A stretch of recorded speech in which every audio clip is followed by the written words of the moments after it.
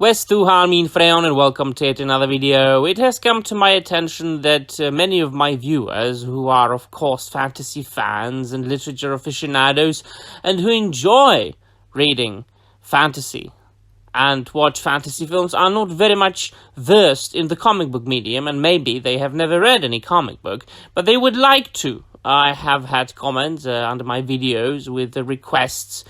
And I said, well, yeah, why not? Why not combine these two things? The primary thing that my channel is focused on, fantasy, with the comic book medium. And I have come up with a couple of recommendations for those of you fantasy fans who would like to get into the comic book medium, who would like to read some fantasy comics, and for those of you who don't really want to burden yourselves with decades and decades and decades of the continuity, or who really don't know where to start. So these are going to be quite easy. Most of these comics are very easily available. You can get them either in cheap paperbacks or more expensive collected editions, but also in electronic form, so most of you will find your own. The subgenre, so to speak, will be very diverse. It's not just proper quote-unquote fantasy with elves and dwarves and wizards like The Lord of the Rings, but you shall see. I should like to start with, of course, Conan the Barbarian, which is an awesome starting point for every fantasy aficionado who would like to start reading some comic books. Of course, Conan the Barbarian being a character devised by Robert E. Howard, and he wrote many a short story, famous about Conan the Barbarian, who has entered into our culture as one of the most iconic fantasy characters of the source and sorcery subgenre ever made, ever created. And he has been adapted into films, into video games, I believe, and other media such as comic books. I would recommend you start with Roy Thomas's run. A run of a comic book is basically a series written usually by one author and drawn usually by one artist, although it's not a rule, which is the very beginning of the Marvel Comics as Conan the Barbarian. And let me tell you, it is proper sword and sorcery material. The art is absolutely fantastic. And not only did Marvel Comics at the time adapt many of the short stories written by Robert E. Howard, but also there were some original stories. Because, of course, Conan the Barbarian is a part of the public domain. So nowadays, virtually anybody can write some Conan the Barbarian story. But I believe that at the time, still, Marvel Comics had to acquire the rights. The Savage Sword of Conan is another series by Marvel Comics, which was more mature, more violent, more action-packed and badass than the regular Conan the Barbarian series. And I think that the initial issues were black and white as far as the artwork goes. I do recommend both of those series. So the initial Conan the Barbarian by Marvel Comics, written by Roy Thomas, and then the Savage Sword of Conan. You can get them in the so-called epic collections, which collect the individual issues as they came out in the correct order, so you do not have to really worry about any continuity there. Another advantage of this is that most of these stories are episodic, which means that you can read one story, then you can skip a couple, and you can read another one. It doesn't have any larger continuity as far as the entire series goes. I do recommend also more modern take on the comic book Conan the Barbarian by Kurt Busiek. That was, at the time, published by Dark Horse Comics, because they acquired the rights to publish Conan the Barbarian comic book from Marvel Comics. but a couple of years ago, Marvel Comics reacquired the right, so they have the right to publish both their own Conan and that which was published at the time by Dark Horse Comics, and they have just recently published an entire omnibus edition of the initial Conan the Barbarian run by Kurt Busiek from Dark Horse Comics. Now, Kurt Busiek is he can be a crazy wacko lefty on Twitter, but we need to learn to separate the art from the artist, and I have to say that his Conan the Barbarian comics are very good. It's of course a bit more modern, not Conan set in the modern times, but of course the art is a bit more modern looking, and the writing is less word packed as it was normal in the 70s and the 80s in Marvel Comics comic books. But also you can see comic book issues that have continuity throughout not the entire book, but let's say 6 issues, as it is done nowadays, or has been done so far. Though I do recommend Conan the Barbarian by Marvel Comics, of course. Then, one of my favorite comic books of all time, Hellboy. Not fantasy, like sword and sorcery or high fantasy, dark fantasy per se, but containing many fantasy elements. Of course, a lot of people know the films, Hellboy with Ron Perlman, and the most recent one with David Harbour, which was not that popular, about a half-demon working for the paranormal, the Bureau for Paranormal Research and Defense. An occult detective, a fighter with monsters and demons. A demon who fights demons for an American government organization that fights demons. Written by Mike Mignola, and the initial issues and books also drawn by Mike Mignola. Then, of course, when he started writing more and more comic books, and of course also spin-offs to Hellboy, like the BPRD or Ape Sapien, so on and so forth, more artists were hired to draw Hellboy for him. Set, of course, in the modern times, in the primary world, but because it's about an occult detective who is a half-demon, the son of one of the Lords of Hell, it contains elements and references to many world mythologies. And that is, of course, also because Mike Mignola, the author himself, loves all kinds of myths and legends and folklore and folk tales. So this will be also very close to our hearts, my friends.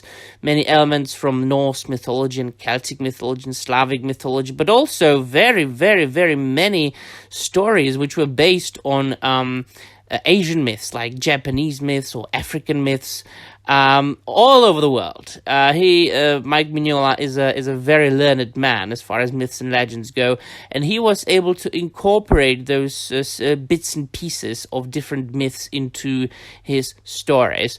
And that's why, for those people who are always shouting about diversity and representation, I do recommend you read Mike Mignola's Hellboy. There is nothing forced, there is no agenda. There is no extreme woke leftism in his comic books. It's just about a red devil with cut horns, who is fighting monsters of different origins and different mythical origins.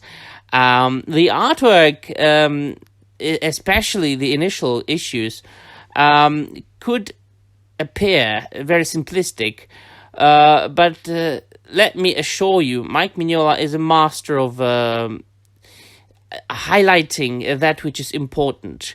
The lines of his drawings might appear very simple, and he hides a lot of things in shadows, but that which he decides to show us is really worth it. it's probably definitely in my top 3 comic book series. You can get the Hellboy comic books in paperbacks. They have just recently started publishing, and I think they have published the entire series. The Hellboy comics in paperback omnibus editions, which are very, very cheap, and they collect the entire series from the first volume to the last.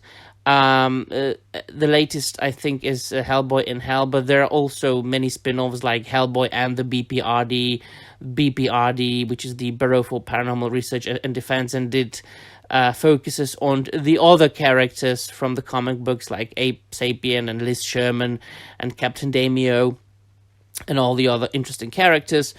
But you can also get it in the deluxe library editions, which are beautiful, cloth-bound, huge volumes, oversized artwork, and you can enjoy the glory and the beauty of Hellboy and feast your eyes. So that is my second recommendation, Hellboy by Mike Mignola. My third recommendation is something that I've already reviewed on this channel, and that is the adaptation of The Hobbit into a graphic novel form, adapted by Chuck Dixon, but on the cover of the graphic novel, he goes as Charles Dixon. And let me tell you, as I've mentioned in the review, I shall post a link somewhere so you can check it out, check out the full review, so I won't take up much of your time here. It is simply the best adaptation of The Hobbit or The Lord of the Rings I have ever encountered. Of course, he had to leave out a lot of things because a comic book is a very different medium from a book. In a comic, you try to show, not tell, because of course you have the pictures, right? Simplistically said, but that which he decided to use as far as words go, he only took words from The Hobbit and put them into the book, and it is beautifully illustrated by an author, by a writer whose name I do not remember, unfortunately, but I will put a link, as I said, in the description down below to both the review and my interview with the author who adapted The Hobbit into the comic book form, and is also one of the most famous Batman writers who wrote Batman throughout the entire 1990s, and he is the man who created or co-created Bane, the famous Batman character. So this is my third recommendation, The Hobbit graphic novel by Charles Dixon. My fourth recommendation might come as a bit of a surprise to you, but let me tell you, it's got both fantasy and fairy tale element. It is a European comic book, Northern European from Scandinavia, and it started not as did it start as comics? No, it was first written as novels. And then Tove Jansson, the author, she started drawing and writing comic strips in newspapers, I believe. And then those comic strips were collected in collector's editions. And I'm, of course, talking about Moomins. Some of you might call this very niche recommendation, because not everybody will enjoy this. And you might say that, yes, but this is mainly for kids. But, you know, what did Tolkien say about fairy tales and fairy stories? That it is mainly adults who should enjoy them, and not only kids. But it's very dark. Very, very dark. It is Finnish/Swedish, of course. And most of you might know the Moomins in a television series form, which was, I think, done by the Japanese. So it follows adventures of the Moomin troll family, which are basically some sort of creatures living in a Moomin valley. And those creatures are very cute trolls who resemble white hippopotamuses, and they are going through fantasy magical adventures in their own land. And let me tell you, it has been my childhood.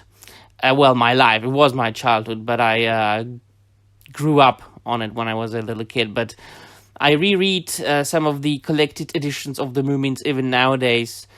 and it still holds up, let me tell you. So these are my main recommendations. Of course, there are comic books that you can get that are adaptations of things that you already love if you are a fantasy fan. For example, there are by Dark Horse Comics, there are Witcher comic books which are adapting not the novels but the game, and they are expanding upon the Witcher game universe. But also you can get not adaptations, but comic books from the world of the Dark Crystal, for example, which are not bad. Was written by and illustrated, I think, by Brian Froud, the famous artist. And of course, there is also a adaptation of George R.R. Martin's The Song of Ice and Fire novels and all things like that. But these were my main recommendations. Let me know in the comments down below if you've read some of these, and that will be all. Thank you very much for watching, and I'm out of here.